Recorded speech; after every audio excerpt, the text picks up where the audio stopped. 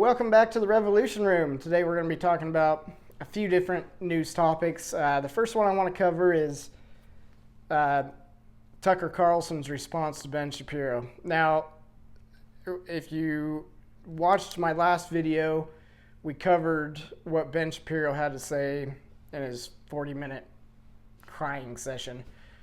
So go ahead and check that video out and then come on back. But Tucker responds here, and I thought it was a pretty dead-on, about as mature response as you could have to Ben being a crybaby. He didn't go in harsh. He didn't badmouth anybody. He just gave a plain response. So we'll go ahead and jump into that video. But first, go ahead and hit that subscribe button so that you can help our channel out. And while you're down there, go ahead and drop a comment. Let me know what you think about the video so far, what we could be doing better, what you might want to see. Yeah, so go ahead and help the channel out in that way if you could. It'd be much appreciated. Let's jump into this video here. I don't want to spend the whole time on this, but I am curious. The main criticism, as I understand it, has been, well, yes, platforming. They say that. I don't accept platforming as a valid objection. When is that a verb, by the way? You take a noun and you make it into a verb and nobody says anything? As a former editor, I say no. Yeah, agreed. Okay. Honestly, but as far as I know, Nick Fuentes hasn't eaten anyone. You know, I mean, Jeffrey Dahmer ate people, and he was platformed by Diane Sawyer. Dude, we have a sitting member of Congress. I spoke to the Speaker of the House about this today. We have a sitting member of Congress from Florida called Randy Fine, who was literally texted or put on Twitter, we should kill them all. Every single one. Someone texted a picture of a dead baby, and he laughs at it. And it's like, this guy's a lawmaker who's appropriating money to a military committing genocide, and that's cool?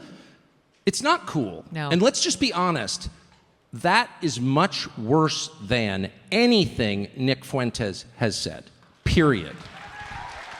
So the main pushback has been when you had Jeffrey Dahmer or the Ku Klux Klan, or et cetera, these journalists went after them, like exposed the terrible things. And Nick Fuentes has said a long list of very vile things. Big time, including attacking my dad, which was the most vile of all, in my opinion. Yeah. I mean, I personally have watched videos of him questioning the Holocaust, likening it to baking cookies in the oven, and there's no way you could have gotten to 6 million, seems to be his theory. He seems to think that we've way overstated the number of Jews killed in the Holocaust. He's ripped on poor Usha Vance in the most offensive terms, which I mean, so what do you say to those people who say, why didn't you raise any of that? You know, do your own interview the way that you want to do it. You're not my editor. Buzz off. I mean, I don't know. You want to go yell at Nick Fuentes? I'll give you his cell. Call him and go sit and yell at him and feel virtuous or whatever. That's up to you. I got the same thing with Putin. Why aren't you yelling at him? Okay, why? So I can show that I'm a good person? I care about what my wife thinks, my children think, and God thinks, and that's it. I don't need to prove that I'm a good person to you. You may think I'm a terrible person. Okay, I'm just doing my thing, which is I want to understand what people think, and I'm committed to that, and if you don't like it, don't watch. That's my view. Yep. But that doesn't mean that I share the views. I'm not telling Nazi jokes, obviously, or Holocaust jokes. I mean, please. And I don't, I'm not telling him even in private because I'm not into that at all. But I will say, just since you brought it up, one thing that did bother me was the Usha Vance thing, and I generally make it a practice not to be like, you said this, and da-da-da-da-da, and the internet tells me, or the ADL says you said this. It's like, why don't you just tell me what you do think? Like, why don't you speak for yourself, because we're adults? That is my approach with everybody, whether I like him or don't like him. But the Usha Vance thing did upset me, because I know Usha Vance, and I love Usha Vance, and I was really offended by that, just personally because I know her, right? And in a normal way. And I did think about that. Like, that pissed me off. And I'm just being as honest as I can be. I didn't want to repeat it. Yeah, no, you're always in that position. As a journalist, you're always there like, do I repeat it? Well, if you know the person. And spread it? Or well, kind of. And it's like so wounding. And I mean, he attacked my wife, as I said. So I don't know. I'm sensitive on that. So let me ask you this. Maybe I made the wrong call, by the way, probably. All right, so I think that was the perfect response. It was mature, it was precise, and it was to the point. like he says, Ben, Mark Levin, Brandon Tatum, you're not his editor, so you want to do the interview the way you want to do it, call Nick Fuentes, have him on. But they won't do that because they hate him. They have a deep, deep hatred for him.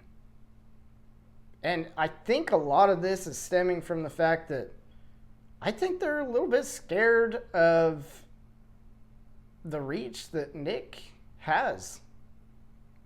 I think he's kind of rose up and it's really starting to threaten them. And they don't like it. But there's no reason to attack Tucker over it. Not at all.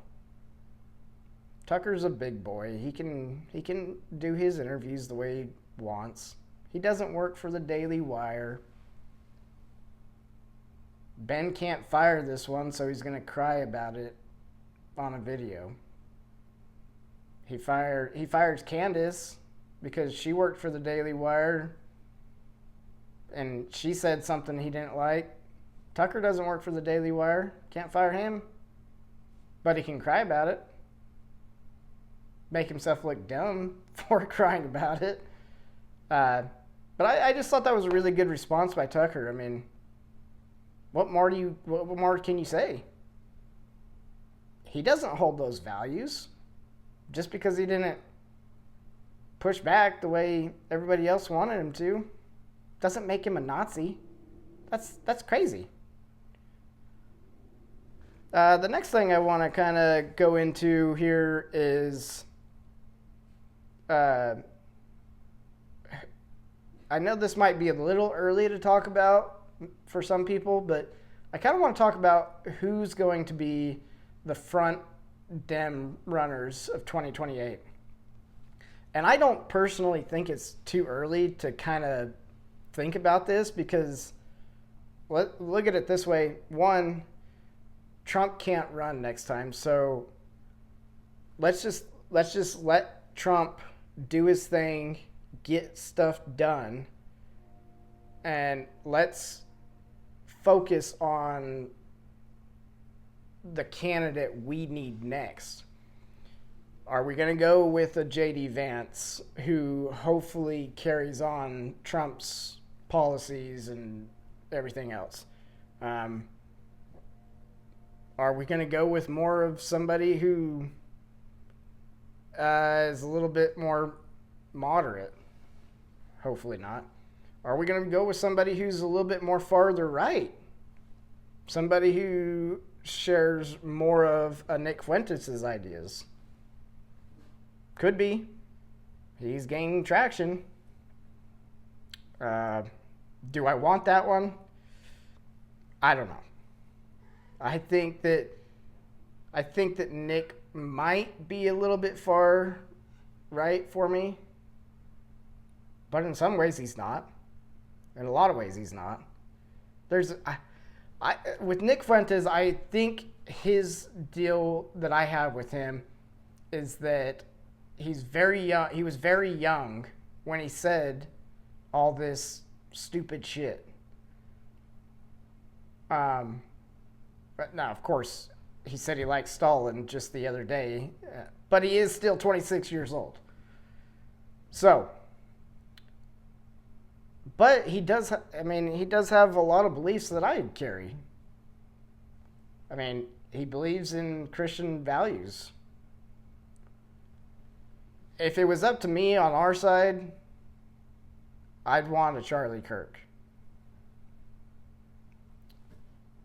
Unfortunately, he got taken away from us. I really think he would have been president. And he would have made a great president, I think. I think he would have brought back family values. I think that would be my vote for what we need next. Is I want Trump to line out our foreign policy, which I think he's doing a good job starting of. I want him to fix our economy, which he's kind of working on, but he's focusing more on the foreign aspect of it. I wish he would focus a little bit more on the economics of our country, but that's all right. He's got time. But what I would like to see is our next president push more family virtues. If you look at our birth rates, we can't even replace ourselves right now. It's ridiculous.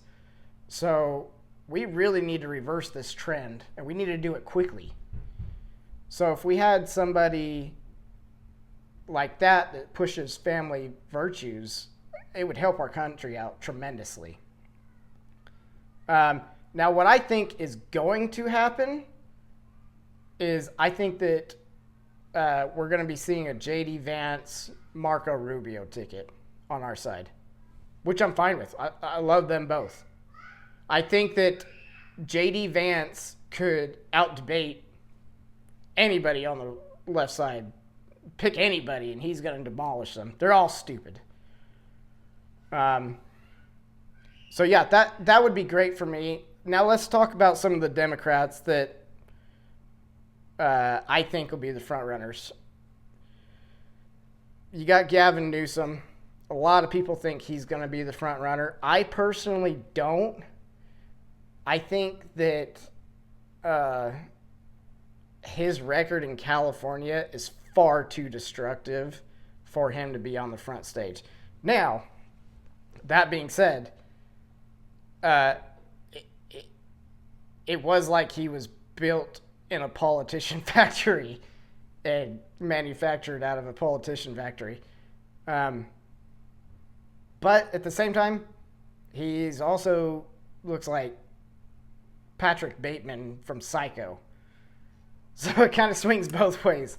I don't think he'll be the front runner. He'll be one of the front runners for sure, but I don't think he'll be the front runner simply because I think his California policies are just far too destructive. There's Gretchen Whitmer. I don't really know much about her. I need to kind of look in more about her, but that's always a name I'm hearing. I do know that during COVID, she was doing a lot of pretty disgusting things, but I'd like to look more into her, but I'm just throwing her in there because that's always a name I'm hearing out in the open. We also, I don't know how old he is. Mom Donnie, let's look at that. Because we also have him coming up right now. And obviously people liked him. Let's see here. I don't even know how to spell that, Mom.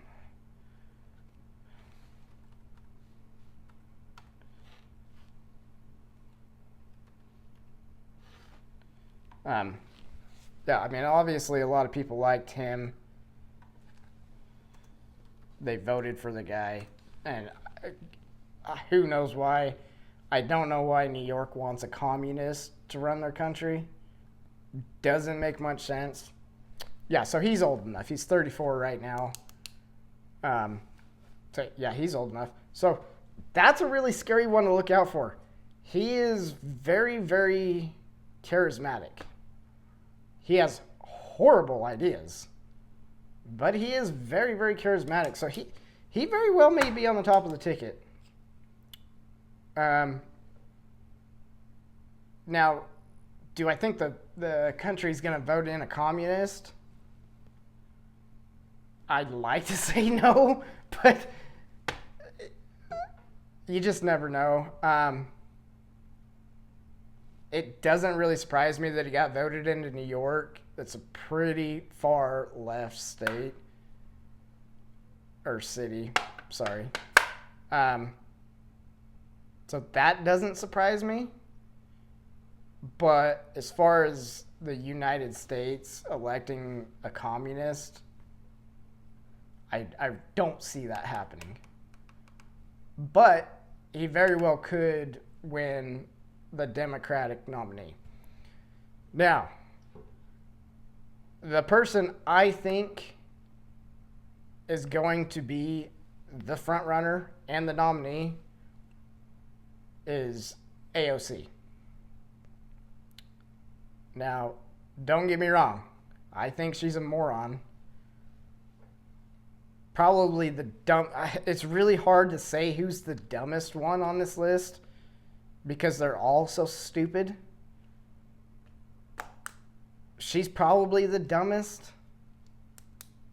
I was kind of searching around today to see what has she accomplished since she's been in Congress. Not much. There was pretty much the only thing that she accomplished was she put forward the Green New Deal, which is a horrible proposal. Yeah, just retarded proposal. That was pretty much the only policy I've seen her put through. She did put through a policy of wanting to defund ICE, but I don't think that was actually a bill. I think it was just her spouting her mouth off. So, yeah, I don't think that was a bill that she put forward. That was just her spouting her mouth off, which is another horrible idea. So she's 0 for 2.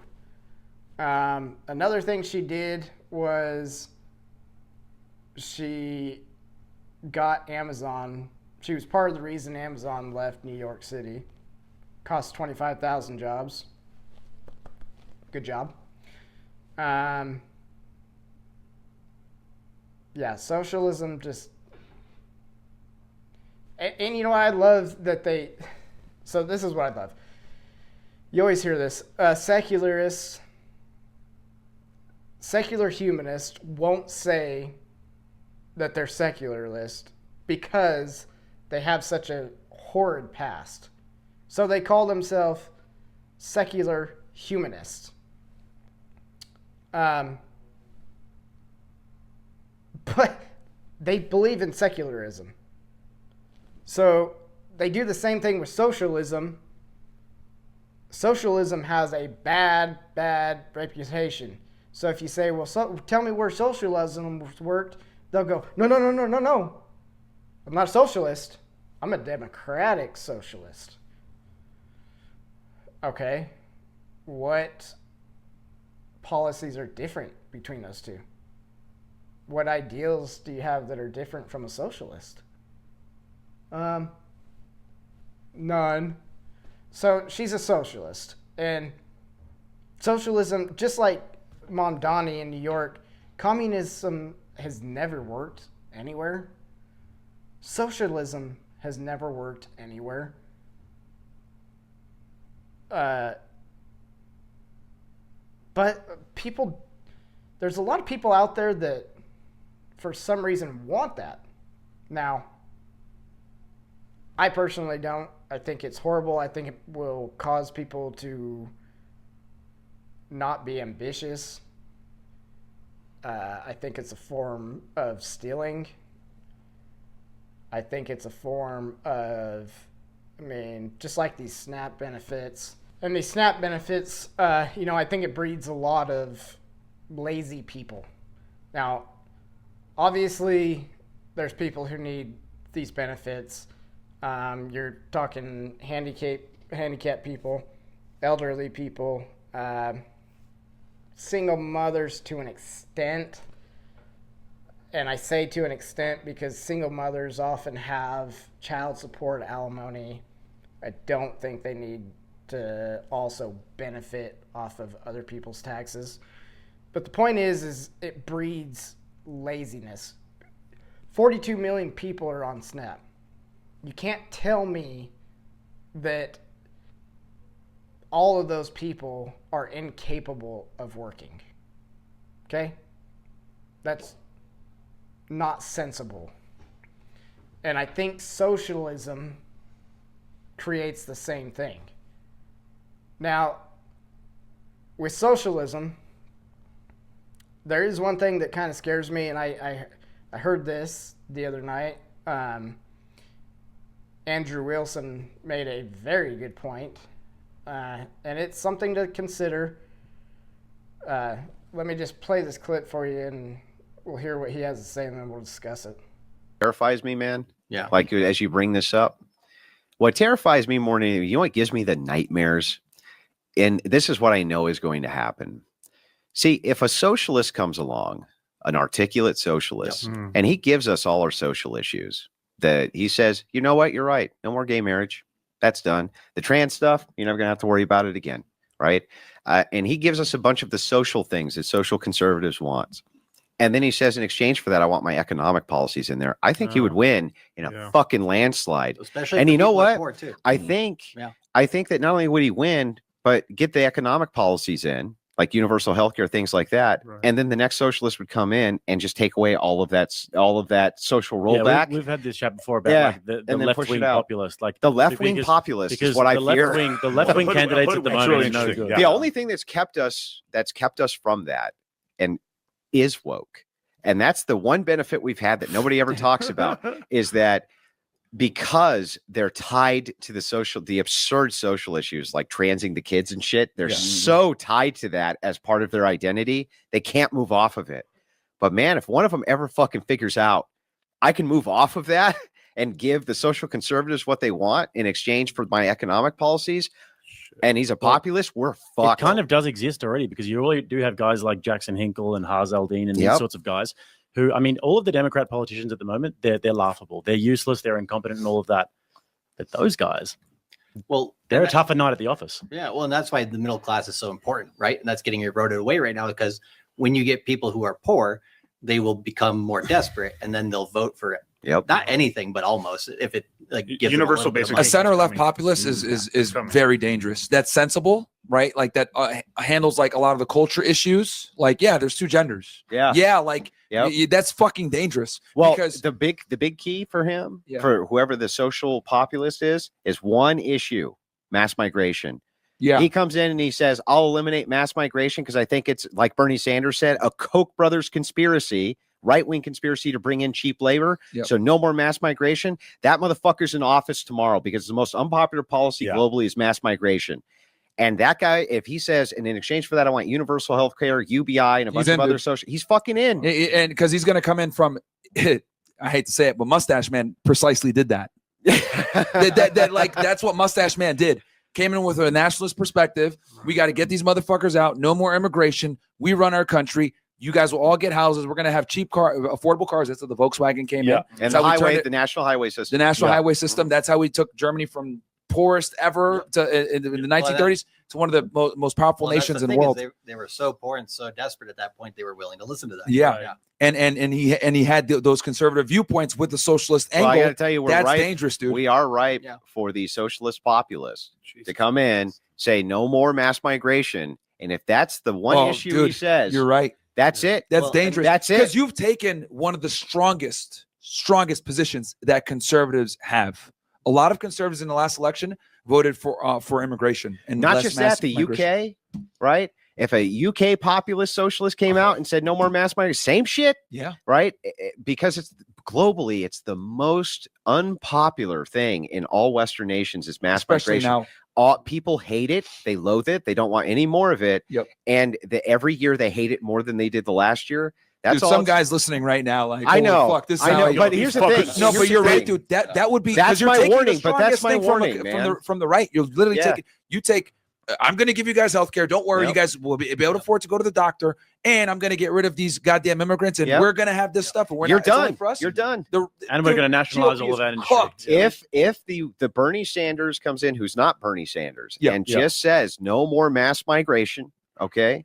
It's a Koch brothers right-wing conspiracy to get underpaid labor in here. We want strong trade unions for our people here in the U.S., period. And I want that policy. He's in. Yeah, and he overwhelmingly they'll vote him in. And my warning here is that that's what's coming. Well, in New York. Well, no, let me tell you. You know what? Yes, it is. I literally. So this is first off. This was one of the better podcasts I've heard in quite a while. I recommend you go and watch it. It's Michael Sartain. You can find it on his channel. It's called West Coast Avengers. it was perfect to watch. They all had great takes, and it was really good to watch. But anyways, Andrew Wilson is completely right before, and I've never thought about this. If a socialist came in and said, listen, we'll give you this on the border. We'll shut the border down. We're getting rid of all the illegals that are in here right now. But I want my economic policy to go with it.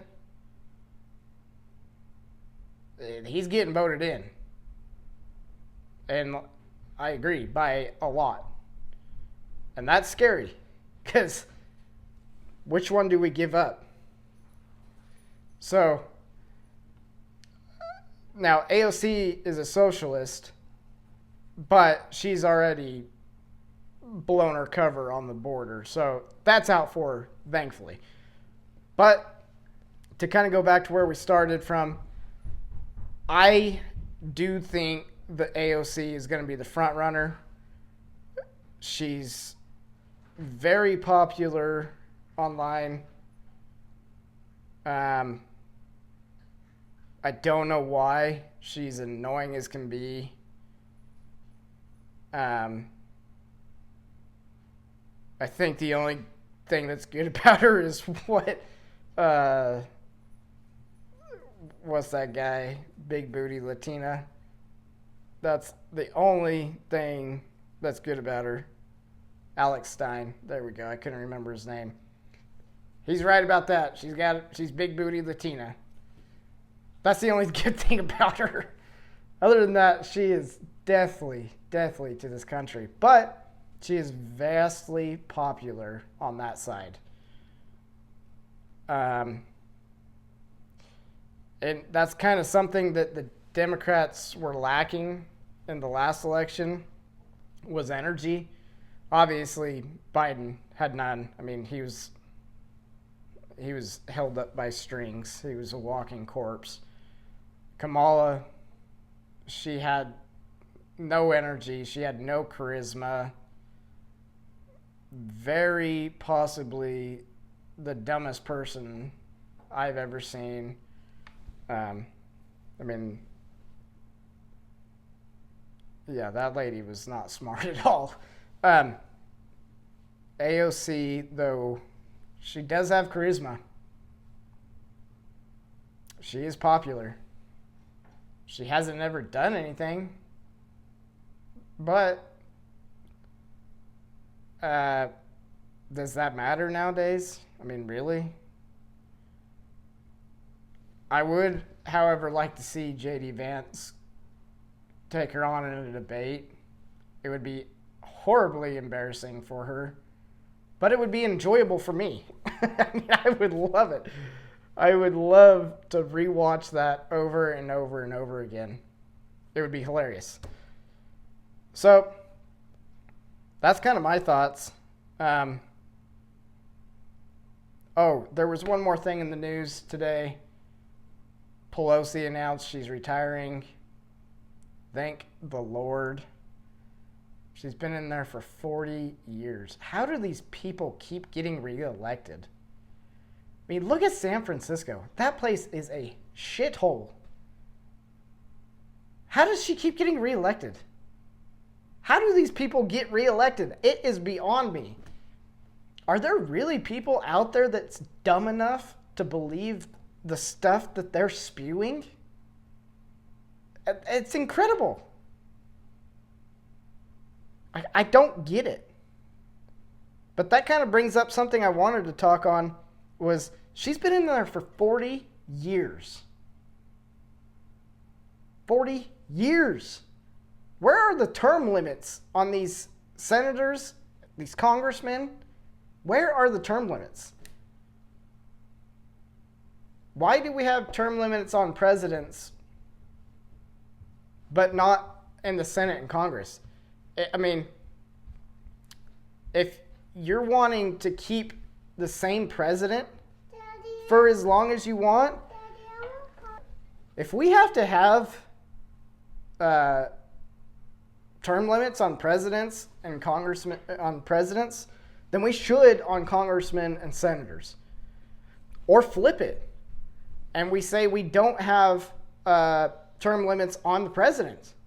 I'd love to have Trump for another 8 years. Now, he ain't going to last that long because he's 80 years old. But he could possibly, I mean, as good a shape as he's in, he could possibly last another term after this one. I'd be all for it. Let's go. MAGA, baby. So we need to really put in term limits for these people. All they do is corrupt the system. They make money off of us, and they don't really accomplish anything. And they've done it for years. For years. I really don't understand how they keep getting elected, but it's beyond me. So, thankfully, she's retiring. I mean, she didn't even get voted out. That's how crazy it is. San Francisco is a shithole. There are people literally shitting in the streets. It's a literal shithole. I'm sure there's a pothole out there that some bum squats over and poops in. It's a literal poop hole. And she's been getting reelected for 40 years. How dumb are those people over there? Thankfully, she's retiring. Thankfully. I could care less if she honestly, I could care less if she keeps going because it doesn't really, I mean, yeah, it kind of affects me, but not really. I just get tired of looking at her and hearing her. She's such a bitch. She's gotten worse. So that's kind of my thoughts on that. Let me know what you guys think about who, because I want to kind of keep on this and see who's going up and down as far as likability. I want to kind of stay on this. So let me know in the comment section below who you guys think will be the front runners on either side. Let me know about the Republicans or the Democrats. Let me know on either side because I'd like to know your guys' thoughts. That's kind of all I have for today. We're going to probably be keeping up on the Tucker Carlson story. I know that Ben Shapiro is going to be on Megan Kelly, I believe, tomorrow night. So, and I know she's going to ask him about it. Now, whether he gives an honest answer or not, we'll see. But I'll probably make a short little video about that for his response. So tune into that. Till next time. See ya.